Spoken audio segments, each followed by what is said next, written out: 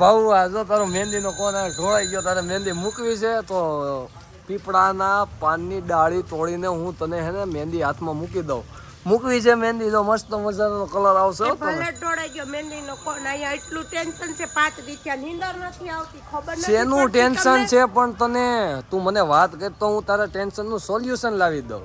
તમારા દોસ્તારને મારી બેનપણી બતાવી, હગાઈ મેં કરાવીને હવે તમારા દોસ્તાર રોણ કાઢીને ઉભો હોય. કા એને શું વાંધો આવ્યો? શેનો વાંધો આવ્યો એને? એને કઈ વાંધો ન થયો તો બેદી પછી હગાઈ છે હા અને તાત્કાલિકમાં આખું ગામ ફરી વળી ક્યાંય કોઈ છાપ ડેકોરેશન નથી કરી દેતું. અરે અને છાપની વસ્તુ મારે પર્સ લેવાનું છે, છોકરી હાટું ચંપલ, પછી નાઈટ ડ્રેસ, એવું બધું એને ગિફ્ટમાં દેવાનું, બધું મારે પેકિંગ કરાવવું પણ કઈ ખબર જ નથી ક્યાં સારું મળે. અરે ભલા માણા, અરે તારી આ વાત મને પેલા અગાઉ કરાઈ ને.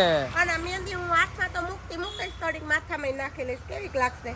પણ તું આ વાત તારે મને અગાઉ કરાય. આ વાત તે મને અગાઉ કરી હોત ને તો હું તને સોલ્યુશન લાવી દેત. આપણી માટે નવાગઢ જેતપુર